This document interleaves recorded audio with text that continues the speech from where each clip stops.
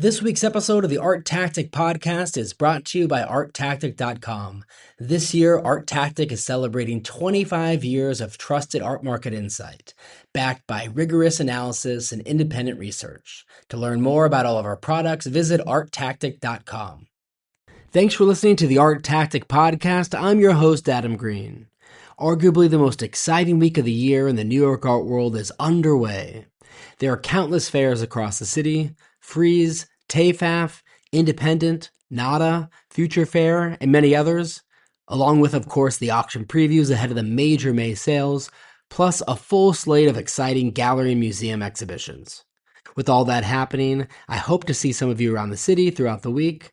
I'm going to try to take in as much as I can before the week runs out. And ahead of what is perhaps the most popular fair of the week, we're joined in this week's episode of the podcast by Christine Messineo, Director of Americas for Frieze.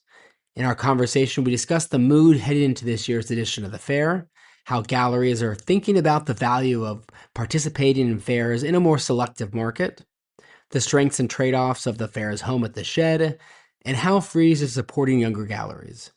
We also touch on EXPO Chicago's evolution under Frieze ownership. Hope you enjoy our conversation. Thanks so much for listening.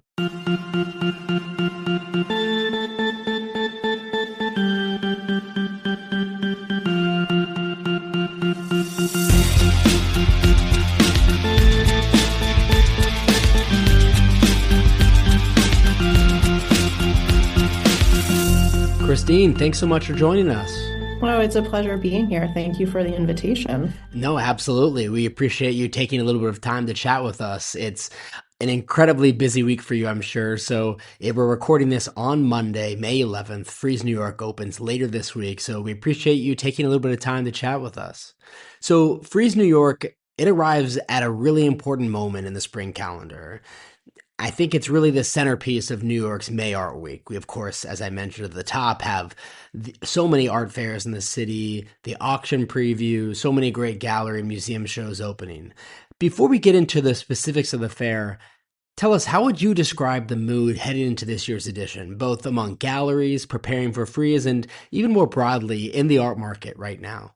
Sure. I mean, I'd say cautiously optimistic. There's been moments of adjustment over the past couple of years, but, I'm already at the Shed and I'm beginning to see artworks get unpacked. And of course, I've been privy to many previews and proposals as the galleries have prepared for Frieze New York. And I think they are really intentional. There's a lot of strategy that's going into how galleries are considering the fair right now. And they're coming here with a real sense of purpose, and like careful consideration around what they're bringing. And a little bit is, you'll see it when you come to the fair and how some of the artists that they're presenting in the booths are connected to things that are happening throughout the city, but also throughout the world, because New York is very much a global fair. It's a global city, and you have international visitors and international galleries participating. And you see that in the presentations. I think the kind of through lines to just what opened Venice opening last week. You see artists who are represented in Venice who are showing here in gallery presentations. You see it, the Carnegie International, which also just opened, 2 weeks ago. Again, we see artists represented by their galleries here at the fair. And the Whitney Biennial, the reopening of the new museum. And I think that kind of intentionality and connection to what's going on across the global art world is really important for our New York audience. So I think an interesting conversation that's been happening over the last few years, and I've had some myself with some New York-based galleries, is grappling with the decision to participate in New York fairs and which ones to participate in. Of course, New York-based galleries already have expenses in terms of their gallery space and all the overhead associated with that, and adding a fair within that city, of course, is another major expense. From your conversations with New York galleries, what do they see as the clearest benefits of doing a fair like Frieze New York in their city? I mean, you see it just if we look at percentages, right? I think we have almost 50% of the galleries participating have a gallery or a location here in New York City. So clearly there's a confidence in participating in your hometown fair. Um, Frieze is really a motivator for a lot of out of town visitors to converge, in New York City. It's 5 days of activities. You mentioned it when we started this conversation. There's amazing things that are happening throughout the city, and Frieze is really the excuse or the motivator to land in May in New York City. And I think there's an interesting connection between what happens on the fair floor and what happens beyond the fair floor, and the proximity and geography that we hold is really important. Being here, I'm here right now, at the shed, with the kind of being adjacent to Chelsea, connected by the High Line, a 15-minute car ride to Tribeca. The conversation with collectors doesn't end at the fair. In fact, what we watch happen, and this has been told to me by multiple galleries, is they will start a conversation at the fair around an artist or around an artwork. And, we are so reliant on the iPad, right? And kind of like, here are some other examples of what you might see. 15 minutes later, 20 minutes later, someone can be in the gallery looking at that work in person. There's no lost time. There's no email exchanges. There's there's an immediacy because of the geographical proximity that can't really be replicated anywhere else. Yeah, I think that's a really good point. And so for our listeners who have never been to Frieze New York, it's hosted at the Shed, which is a building in Manhattan. And the venue itself is polarizing to a degree. Some people miss the openness of Randall's Island, where it was a tent type structure, perhaps a more traditional type of art fair tent. Of course, the Shed, you can't beat its convenience being in Manhattan, right by the High Line, and so many galleries. After several editions now at the Shed, what do you think about the venue and the strengths of it as a setting for the fair? Sure. I mean, I think there is, of course, I understand there's nostalgia a bit for Randall's Island, but, the scale of what we're able to do here, we have around just under 70 galleries participating. It's, very intentional. It's considered. It's a little bit of what I was referring to in the previous question. We're embedded in what's happening in the art world geographically. You've got the Whitney, you've got Dia, you've got the High Line.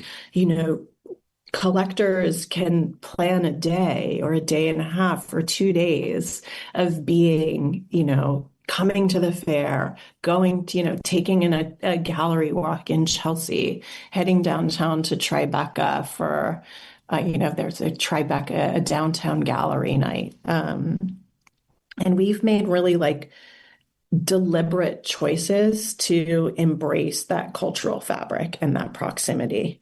So for younger galleries, the economics of participating in a major fair like Frieze New York, it can be difficult, especially in a more cautious environment. Can you tell us a little bit more about younger galleries and where they're positioned within the fair, and really overall what Frieze does to support rising galleries and make sure that they're included in their fairs? I mean, the focus section is definitely one of the most distinctive things about, sections and things about Frieze New York. It's solo presentations, and galleries are 12 years or younger, but it also benefits from a subsidized rate. And it's a curated section. So this year, it's actually being curated for the third time by Lumi Tan. So there's an intellectual framework around what's happening in that section. It's not just a kind of collection of booths. And we also are very fortunate to have partnered with Stone Island for, I think, we're coming up on our 5th year.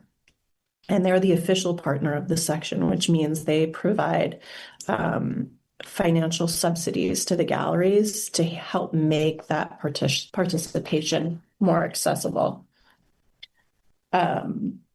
We also consider what happens when galleries kind of graduate and how we can be supportive of the graduation from the focus section into the gallery section. And this year we see that as an example, Workshop and G Gallery, and they're sharing a booth this year for the main section of the fair, which is something we're really proud of. We also have debuting this year, which will happen over the next 5 years, the Sherman Family Foundation Acquisition Fund. And it will acquire works directly from the focus section of the fair that will benefit the Baltimore Museum of Art and also the Brooklyn Museum. And it will be a $20,000 acquisition across both of those institutions. But there's also an unrestricted $5,000 grant for each selected artist. And that $5,000 grant can go to, the production of a new work, can help support on the rental costs for a studio. So really thinking about what the legacy building and continued support can be for a young artist coming out of the focus section. And this kind of emerging support is something we want to really build in a sustained way. Yeah. And I also wanted to ask you about EXPO Chicago, which concluded last month, and it's now a few additions into its Frieze ownership, and you're overseeing that as well as part of your broader role across the Americas.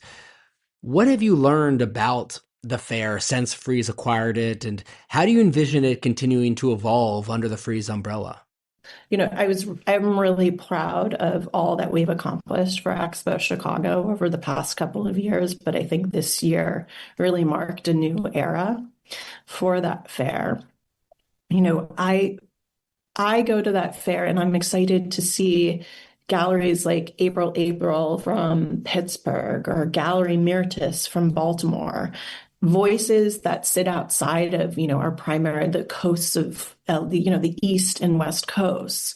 And it is a fair that feels really important to have, Minneapolis represented. We have Bockley Gallery and Weinstein Hammonds, and a breadth and richness of those voices. And those, I want the strongest gallery from every major city represented at EXPO Chicago. And I think you see that not just in the galleries that are showing in the fair, but also through the collectors and the kind of institutional support, the curators who show up. It truly is a fair that motivates all the surrounding Midwest. You see institutions coming to that fair from, Ohio, from Indianapolis, from Detroit. And they feel, and it's a fair that very much is connected to those places. And so, of course, I can't believe it, Frieze New York is opening later this week, just in a few days. When our visitors walk into the fair, tell us, what are you most excited for them to discover? Is there a certain section or gallery presentation or any aspect of this year's edition of the fair that you're thinking about and are excited for visitors to experience?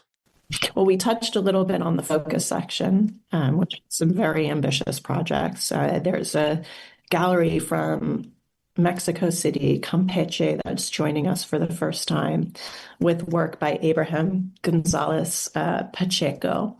And he just finished a new commission that is part of the Carnegie International. So again, seeing that connection to what's happening across the world. But I'm also incredibly proud of the relationships we've established with some major institutions. We have partnerships this year with the Whitney Museum of Art. We are working with the artist Jonathan Gonzalez, who's part of the Whitney Biennial. And this weekend on Friday, Saturday, and Sunday, Jonathan will have a series of performances across the terraces of the Whitney Biennial. So, you can be walking down the High Line. And this is a classic New York thing. There's this acceptable nosiness, right, around New York. that acceptable like curiosity where you can glance into people's apartments, at night people leave the lights on and you might see them cooking dinner naked or something, but that kind of that, looking, that observation. And so these series of performances by the choreographer and artist Jonathan Gonzalez will happen across the terraces of the Whitney. And simultaneously, we will have a body of work here at Frieze, New York, which again connects architecture and the body and like where you are accepted and how you kind of interact with architecture. We also have a really wonderful partnership with DIA, and they're going to present a selection of films and video works by the Argentinian artist Davide Lamelas. And Davide has the show that's currently up at Dia Chelsea. In fact, we were just installing this video projection, which literally will go from floor to ceiling across one of the, if you come to the shed, you're on one of the escalators and there are these, double height walls. And so there'll be this huge installation of one of David Lamelas's works.